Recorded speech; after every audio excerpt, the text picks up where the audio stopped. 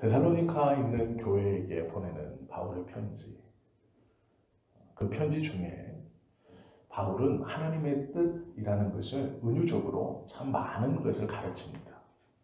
또 하나님은 그 바울의 편지를 사용하셔서 당신의 사랑하는 자녀들에게 어떻게 하면 하나님의 자녀로 잘 살 수 있는지, 그리고 또 복을 누리며 살 수 있는지, 또 어떠한 것이 진리이고 어떠한 것이 비진리이신가를 잘 가르쳐 주셨습니다.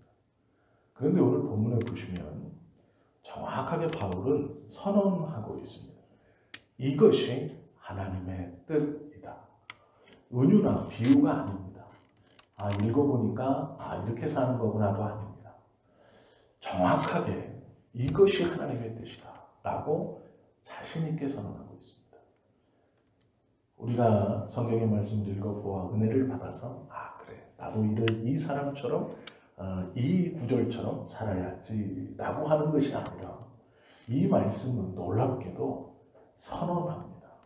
이것이 그것이다. 즉 하나님의 뜻이다. 그러나 그 앞에 무엇이 붙어 있냐면 예수 그리스도 안에서 너희를 향하신, 정확하게 대상이 정해져 있습니다.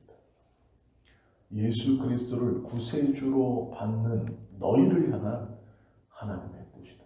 즉 이것은 예수 그리스도 밖에 있는 사람들이 취해야 하는 것이 아닙니다. 예수 그리스도 안에 있는 사람들, 즉 구원받은 사람들에게 하나님이 원하시는 뜻입니다. 너무도 분명하고 너무도 명확합니다. 그리고 너무도 쉽게 쓰여져 있습니다. 부연 설명이 전혀 없습니다. 항상 기뻐하라. 쉬지 말고 기도하라. 범사에 감사하라. 이 세 가지가 하나님의 뜻입니다. 우리는 너무도 간단하고 너무도 명확해서 다른 핑계를 댈 수 없는 이 세 가지를 하나님의 뜻으로 알고 받고 지켜나가면 되는 것입니다. 항상 기뻐하는 것, 쉬지 말고 기도하는 것, 범사에 감사하는 것입니다. 어떻게 살 것인가? 삶의 바탕이 되는 감사를 좀 보려고 합니다. 감사할 수 있는 사람은 아름다운 사람입니다 라는 말이 있습니다. 즉 내가 다른 누군가에게 고맙습니다, 감사합니다 라는 말을 할 수 있는 사람은 그의 인격이 세상의 기준에서도 아름다운 사람이다, 잘 다듬어진 사람이기에 고마워하고 감사할 줄 안다 라는 말이 있습니다. 감사할 수 있는 사람은 아름다운 사람이다. 성경도 참 성경의 말씀을 읽어보시면 놀랍게도 하나님께 기도하고 응답받고 주님의 은혜를 경험하고 하나님과 동행하는 우리가 원하는 대부분의 그 은혜, 받고 싶어하는 은혜 받는 비결이 있습니다. 이 땅을 살면서 하나님 앞에 기도하시는 크고 작은 기도의 응답들, 마음의 소원들, 그것들을 하나님께 받아 누리는 비결이 있습니다. 성경은 그것을 명확하게 우리에게 가르쳐 줍니다. 그러면 이렇게 말씀하실 수 있어요. 목사님, 기도하는 것이 그것 아닙니까? 맞습니다. 찬송하는 것이 그것 아닙니까? 맞습니다. 예배하는 것이 그것 아닙니까? 맞습니다. 너무도 잘 알고 계신데요. 그러나 문제는 그 뒤에 마지막 키가 하나 더 붙어 있습니다. 성경을 읽다 보면 놀랍게도 우리가 다 알고 있는 신앙의 생활 끝에 하나가 더 붙어 있습니다. 기도하는 것 맞습니다. 찬송하는 것 맞습니다. 봉사와 헌신과 구제 그것도 맞습니다. 예배도 맞습니다. 그런데 한 개가 더 붙어 있습니다. 에베소서 5장 4절의 말씀에 보시면 바울은 이렇게 성도들에게 권면합니다. 누추함과 어리석은 말이나 희롱의 말이 마땅치 아니하니 오히려 감사하는 말을 하라라고 말씀합니다. 시편 100편 2절 4절도 이렇게 가르칩니다. 기쁨으로 여호와를 섬기며 노래하면서 그의 앞에 나아갈지어다. 감사함으로 그의 문에 들어가며 찬송함으로 그의 궁정에 들어가서 그에게 감사하며 그의 이름을 송축할지어다. 하나님께 영광 돌리는 일에 주님의 뜻에 따라 하나님의 성전에 들어가 주님을 예배하는 일에 항상 뒤에 붙어있는 한 단어가 있습니다. 감사함입니다. 감사함. 목사님, 하나님의 은혜를 받는 일은 기도하는 것이 가장 중요한 일 아닙니까? 맞습니다. 그런데요, 성경은 우리에게 감사함으로 너희의 구할 것을 하나님께 아뢰라 가르치고 있습니다. 감사하는가? 이것이 하나님의 은혜를 받는데 얼마나 중요한 것인지 하나님의 뜻이라고 우리에게 말씀해 주실 뿐 아니라 하나님 앞에 나아가는 모든 행위 가운데 붙어있는 뒤에 숨어있는 것만 같은 단어는 감사함입니다. 하나님 앞에 기도할 때도 감사하고 예배할 때도 감사하고 찬송할 때도 감사하며 헌신과 봉사와 구제를 할 때도 감사함으로 해야 한다라고 성경은 가르치고 있습니다. 감사함으로 할 때 받으신다라고 말씀하시는 것입니다. 구약에서 하나님께 드려지는 예물은 흠과 점이 없는 것이어야 했습니다. 심지어는 양은 얼룩이 있는 것은 되지 않았습니다. 온전히 순백색이어야 했고 아무런 흉터와 상처가 나면 안 되는 것이었습니다. 그만큼 하나님 앞에 드려지는 모든 것은 거룩하고 완전한 것이어야 했습니다. 세상에서 보기에도 완전해야 했습니다. 그렇다면 우리가 주님 앞에 나아가 거룩한 산 제사로 우리의 삶을 제물로 드릴 수 있는 첫 번째의 방법은 완전히 거룩하고 완전히 온전해야 합니다. 세상의 기준으로 보아도 어떠한 흠도 찾아볼 수 없어야 한다라는 것이죠. 그런데 그러한 삶은 불가능합니다. 우리는 연약하여서 그렇게 살지 못합니다. 겉모양은 아름답게 치장할 수 있지만 머리가 헝클어지고 화장이 지워지면 자신의 본 모습이 드러나게 되어 있습니다. 옷을 아무리 잘 입고 고급스럽게 입어도 그 옷이 벗겨진 후에 우리의 추함은 가릴 수 없습니다. 겉모양도 그럴지인데 우리의 속사람은 더합니다. 우리의 마음과 우리가 원하는 것은 세상 사람과 별반 다르지 않습니다. 그 추함을 가지고 하나님 앞에 나아가기란 요원합니다. 그러나 성경은 그 방법을 기록해 주고 있습니다. 그것은 감사로 나아가면 된다라는 것입니다. 감사하며 바울은 데살로니가에 있는 성도들에게 이것을 가르쳐주고 싶었습니다. 모든 것의 시작은 감사이다. 그리고 모든 것의 끝은 감사이다. 우리 안에 감사가 있어야 하나님이 그 모든 것을 받으신다라는 것입니다. 우리의 삶도 마찬가지입니다. 하나님 앞에 감사가 있어야 기도가 응답되는 것입니다. 하나님 앞에 감사가 있어야 우리의 예배가 주님을 기쁘시게 할 수 있습니다. 감사가 있을 때 우리의 헌신과 봉사가 하나님의 나라를 확장시키는 것이 되는 것입니다. 내 만족이 아니라 하나님께서 기뻐하시는 그 뜻을 이룰 수 있는 것입니다. 그것은 감사가 있을 때 가능한 것입니다. 무엇을 감사해야 하는가? 몇 가지를 좀 보려고 합니다. 먼저는 살아있음에 감사할 수 있어야 합니다. 몇 주 전에 우리가 보았던 말씀을 기억하실 것입니다. 살아있는 것, 호흡이 있는 것, 그것만으로 우리는 충분히 감사할 수 있습니다. 빨리 죽어 천국 가면 더 좋은 것 아닙니까? 예, 그럴 수 있습니다.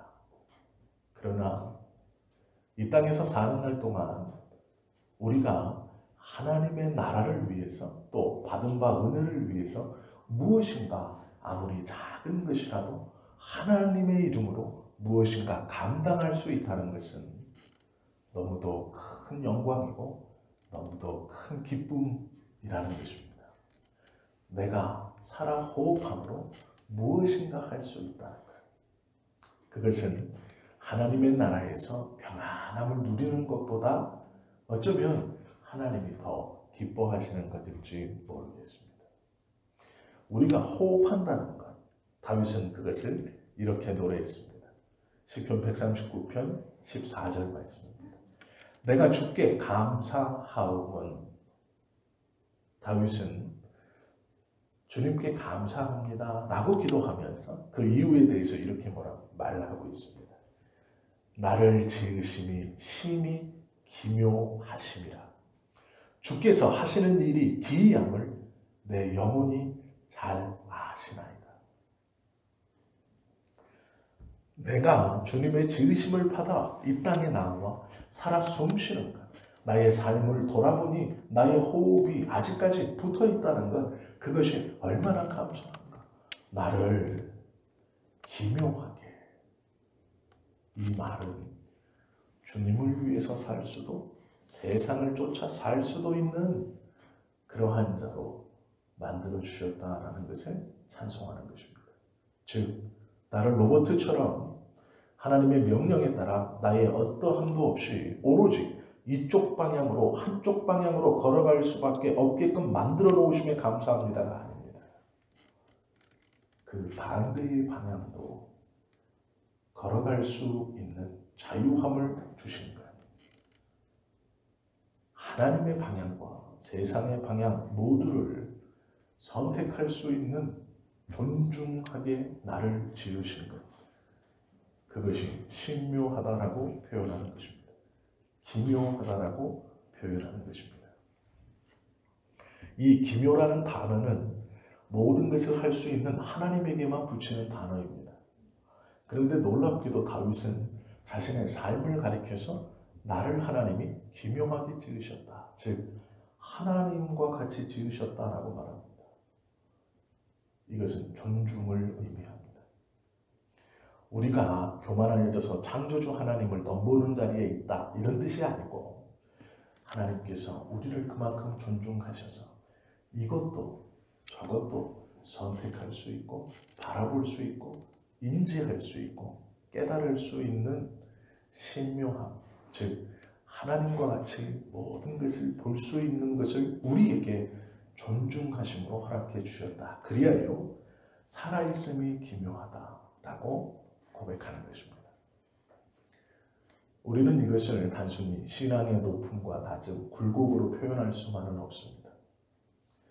하나님에게 모든 것을 드려 올인하는 삶에서 때로는 시험에 들어 세상의 것을 쫓는 삶으로 롤러코스터를 타듯이 간다. 아니요. 그런 개념이 아닙니다. 꼭 그렇게 그 걸음을 걸어가지 않아도 그것이 무엇인가 알 수 있는 것. 살아있는 모든 것 중 유일하게 사람만이 경험하지 않고도 짐작하여 깨달을 수 있는 능력이 있습니다. 직접 내가 경험해보지 않고도 그것을 능히 짐작하여 장단점을 판단할 수 있는 능력이 우리에게는 있습니다. 이것이 기묘입니다. 직접 내가 살아보지 않아도 알 수 있고 들어보고 먹어보고 경험해보지 않아도 그것을 능히 짐작하여 제대로 알 수 있는 것이 기묘입니다. 이것은 하나님의 능력입니다. 그 하나님께서 우리에게 그 능력을 베풀어 주신 것입니다. 그러기에 우리는 살아있다는 것 하나만으로도 하나님께서 우리를 충분히 존중해 주시는 것이고 그것을 깨달은 다윗은 살아있는 것을 하나님께 감사하고 있습니다. 우리도 아무것도 없어도 살아있는 그것 자체로 주님께 감사할 수 있어야 합니다.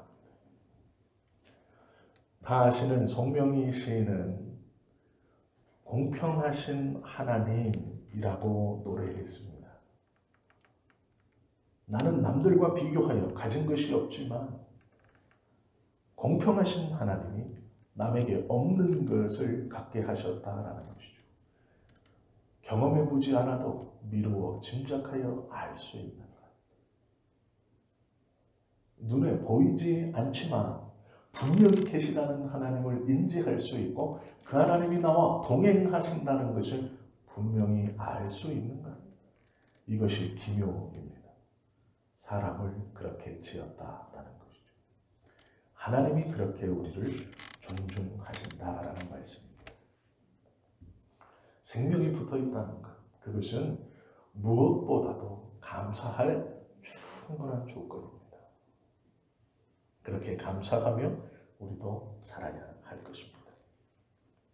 두 번째는 예수님이 계시다는 것만으로도 감사할 수 있는 충분한 조건이 되는 것이죠. 찬송가 중에 고마워라 임마누엘 예수만 섬기는 우리 집, 고마워라 임마누엘 복되고 즐거운 하루하루라는 찬송가가 있습니다.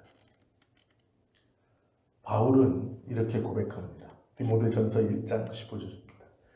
미쁘다 모든 사람이 받을 만한 이 말이여 그리스도 예수께서 죄인을 구원하시려고 세상에 임하셨다 하였도다. 죄인 중에 내가 괴수니라. 예수님께서 이 땅에 오심이 얼마나 기쁨이고 감사한 일인가. 그 예수님으로 인하여 모든 죄인이 구원받을 것인데 내가 죄인 중에 괴수다.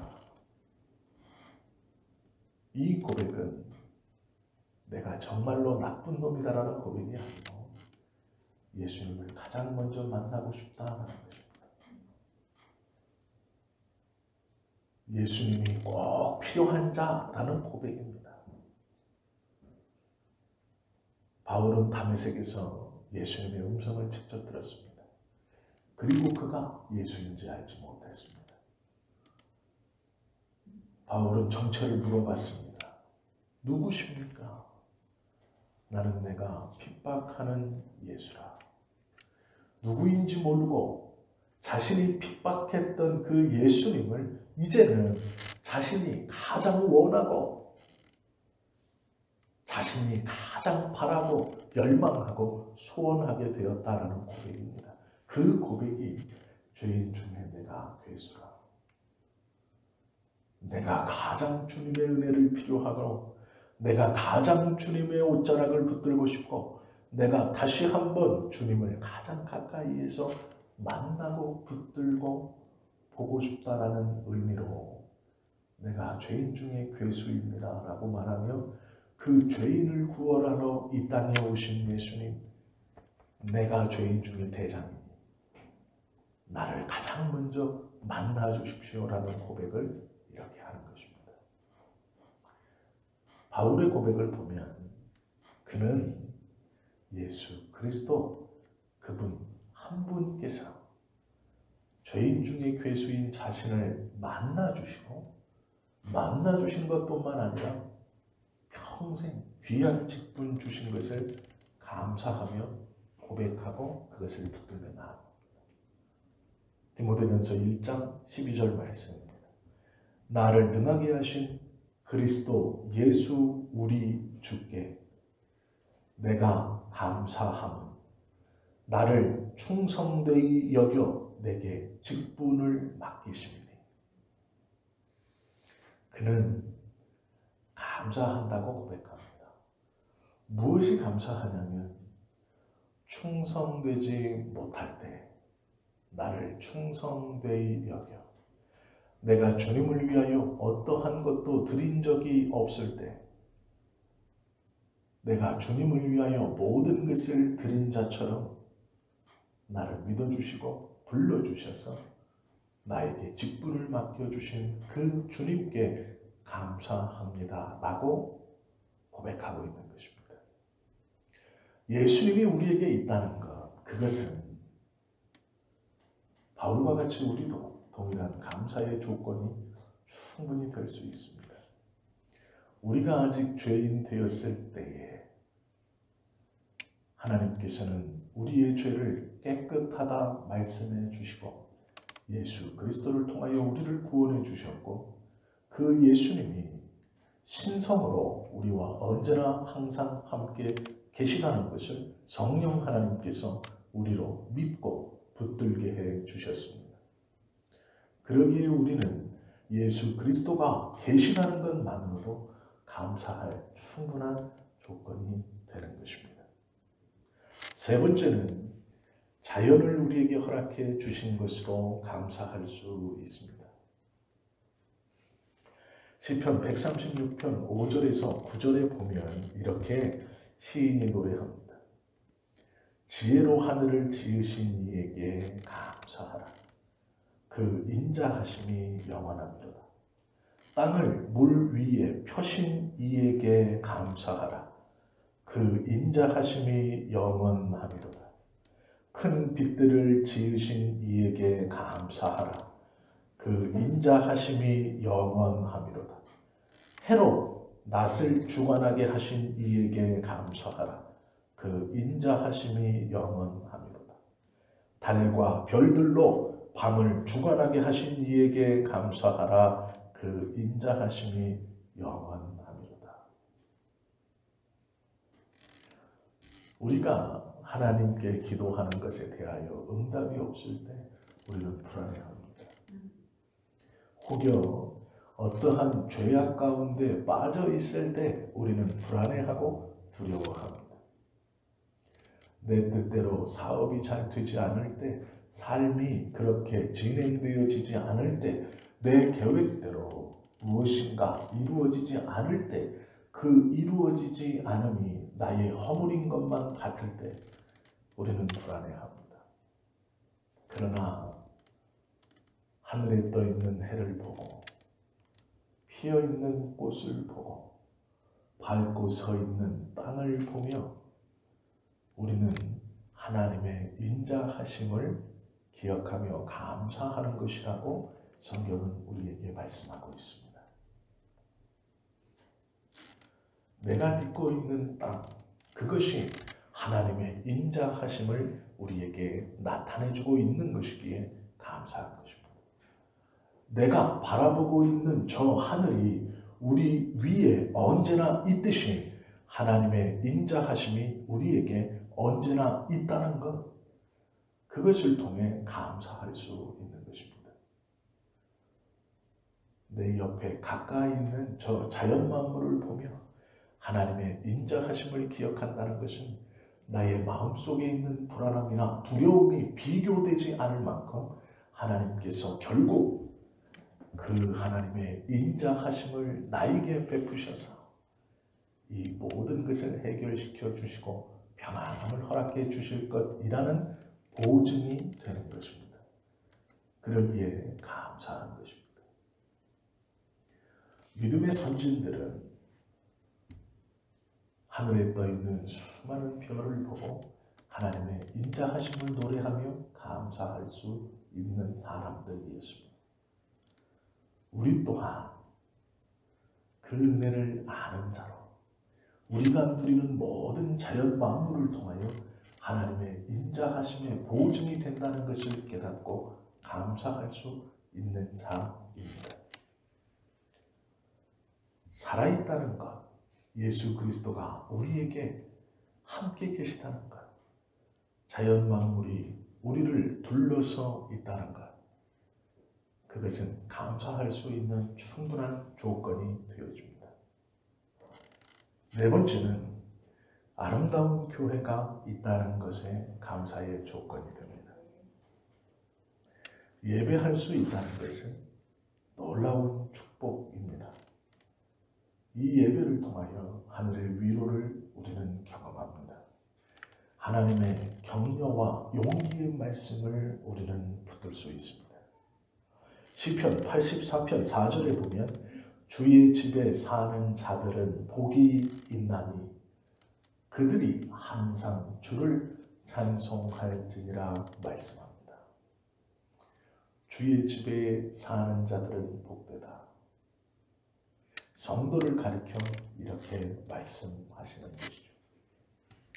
살아있음에 감사할 수 있는 성도, 예수님이 함께 계심에 감사할 수 있는 성도, 자연 만물을 보며 하나님의 인자하심을 붙들고 감사할 수 있는 성도, 또한 주님의 공동체에 함께 예배하며 그 안에서 살아가는 성도는 역경과 고난에도 감사할 수 있습니다.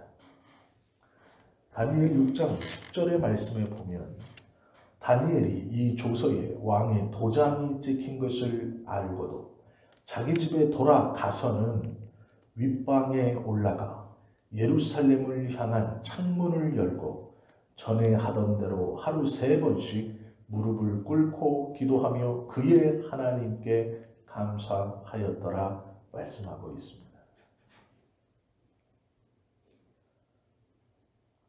이방신에게 기도하면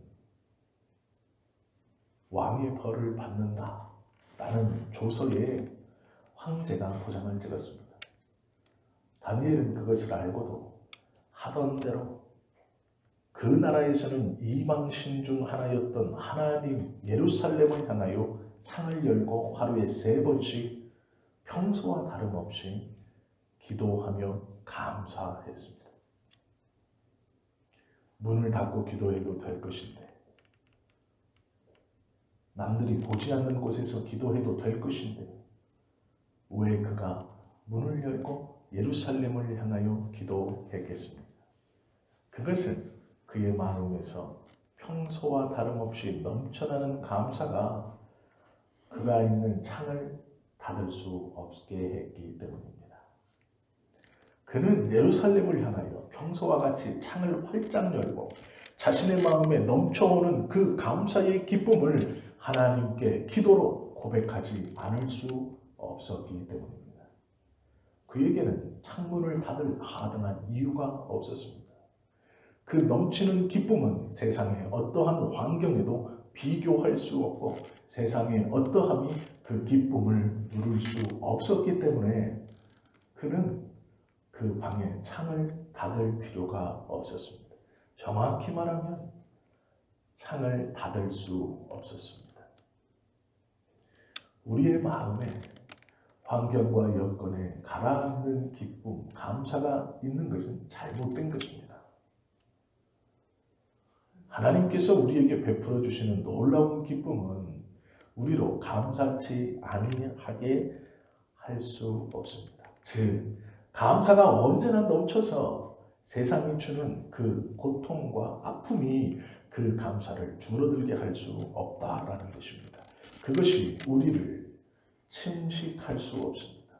우리 안에 넘치는 감사로 인하여 그것들을 능히 몰아낼 수 있다라는 것입니다. 바울은 복음을 전하다 감옥에 갇혔습니다. 매를 맞았습니다. 한밤중이 되었을 때 사도행전 16장 25절의 말씀처럼 한밤중에 바울과 실라가 기도하고 하나님을 찬송하며 죄수들이 듣더라. 로마서 5장 3절의 말씀처럼 다만 이뿐 아니라 우리가 환난 중에도 즐거워한다라고 고백하고 있습니다.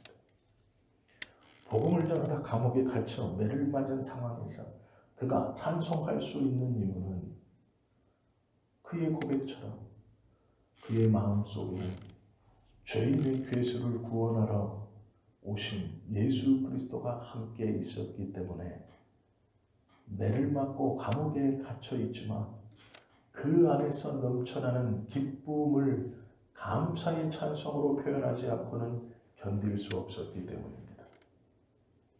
감옥뿐 아니라 모든 고난 중에서도 기뻐하는 이유는 그 안에 넘쳐나는 감사가 환난으로 인하여 억눌러질 수 없었기 때문입니다.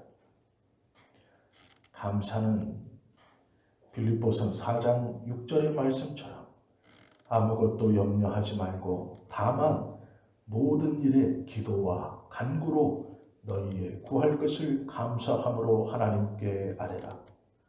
골로새서 4장 2절의 말씀처럼 기도를 계속하고 기도에 감사함으로 깨어 있으라 라는 말씀처럼 우리가 어떠한 신앙의 모습으로 살아가건 어떠한 신앙의 모습으로 활동을 하건 상관없이 그것에 항상 붙어 있어야 한다라고 말씀하고 있는 것입니다. 하나님의 은혜를 받는 방법, 기도의 응답을 받아 이 땅에서 주님의 자녀로 풍성한 은혜를 누리며 사는 방법, 그것은 하나님의 뜻대로 행하는 것입니다. 그 첫 번째는 감사하는 것입니다. 무엇을 하든지 감사와 함께 하는 것입니다. 기도도, 간구도, 예배도, 찬송도, 봉사와 헌신과 구제도 감사함으로 하는 것입니다. 그것만 하나님이 받으시는 것입니다. 감사가 없는 삶은, 감사가 없는 기도는 하나님이 받지 않으십니다. 왜 기도 응답이 없을까요? 간절함은 있지만 감사함이 없기 때문입니다. 내 상황에 파묻혀 감사함 없이 간절함만을 하나님께 고백하기 때문입니다. 우리는 그렇게 간절히 기도하는 그 상황 때문에 꼬꾸러질 사람들이 절대로 아닙니다.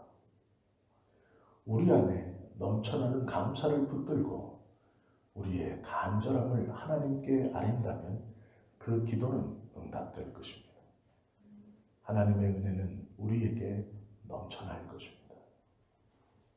상황에 따라 좌지우지되는 것이 아닌 우리가 살아있으면 하나님의 존중을 기억하고